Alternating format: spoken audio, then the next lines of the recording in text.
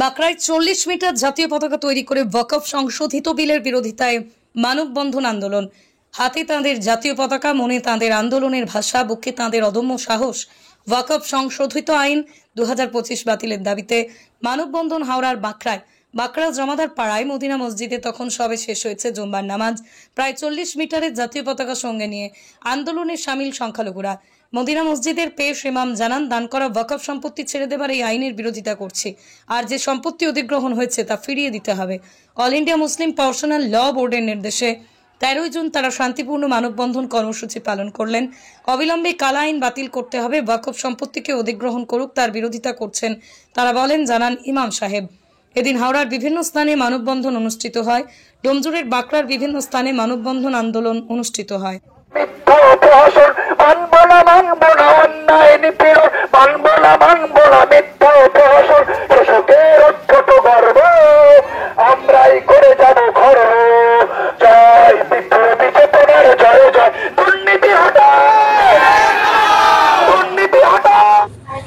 আজ আমরা রাজপথে দাঁড়িয়েছি, আমাদের একটা উদ্দেশ্য আছে। বিসমিল্লাহি ওয়া সালাতু ওয়াস সালামু আলা রাসূলিল্লাহ। আমরা এখানে এসেছি এবং এই আন্দোলন করছি কারণ ওয়াকফ সংশোধনী আইন 2025 আমাদের ধর্মীয়, সামাজিক ও সাংস্কৃতিক অস্তিত্বে সরাসরি হস্তক্ষেপ করেছে।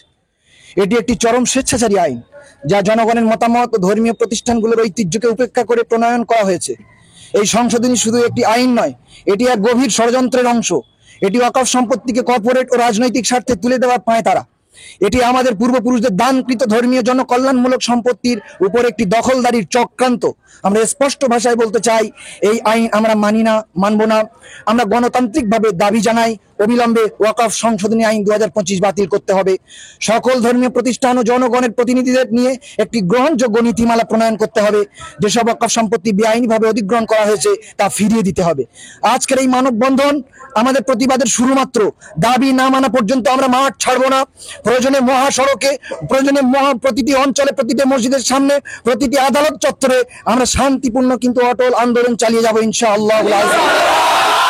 এই দেশ আমাদের, এই দেশ, এই সম্পদ আমাদের সম্পদ, এবং এই লড়াই আমাদের। ইনশাআল্লাহ বিজয় আমাদের হবেই। জয় হোক ন্যায়ের, পরাজয় হোক অন্যায়ের। জয় হোক ন্যায়ের, পরাজয় হোক অন্যায়ের। ইনশাআল্লাহ আজিজ। লাইট বন্ধ করে এবারে কি তার মানববন্ধন হিসেবে আপনারা করলেন?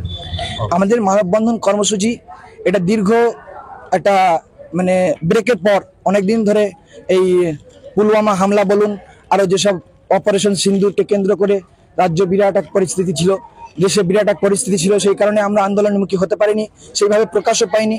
আমাদের মনে তখনও আন্দোলনের আগুন জ্বলছিল।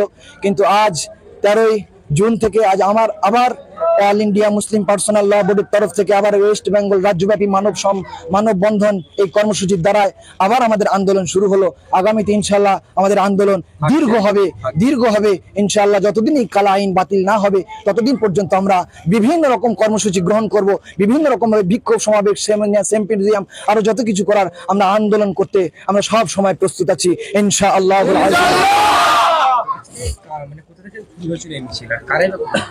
আমাদের মসজিদ চত্বর থেকে শুরু হয়েছে।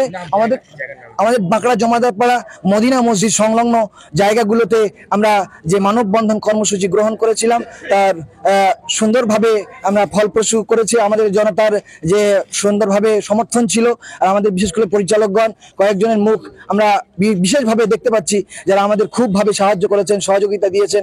আল্লাহ পাক সকলকে কবুল করেছেন। কম বেশি 1,500 মানুষ এই মানববন্ধনে কর্মসূচিতে অংশগ্রহণ করেছে এবং প্রতিবাদ জানিয়েছে, নিঃশব্দ প্রতিবাদ।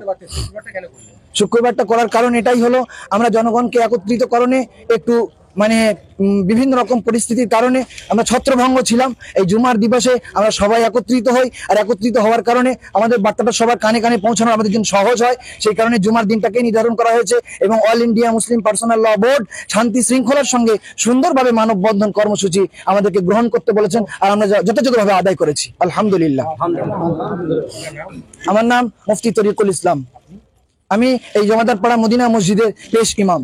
যেগুলো ওয়াকফ সম্পত্তি বলে আমাদের যেগুলো আছে, বা আরো আমাদের যেসব মসজিদ, খানকা, বা আমাদের কবরস্থান, মাদ্রাসা, তারপরে মার্কাজ, এগুলো যে আছে, আমাদের দেশের সরকার আমাদের উপর একটা বিশাল একটা চক্রান্তের মধ্যে চালাচ্ছে, যে সেটা তারা নিতে চাচ্ছে। কিন্তু ওটা আমাদের পৈতৃক সম্পত্তি, আমাদের একদম খানদানি সম্পত্তি, যেটা আমার মুসলিমদের একদম পার্সোনাল, ওগুলো কোনো সরকারের নয়। আর আমরা চাইছি যে সরকার আমাদের সরকার এটা চাক, যেটা আমাদের ফিরিয়ে দেওয়া হোক, যে আইনটা করেছে সেই আইনটাকে বাদ দেওয়া হোক।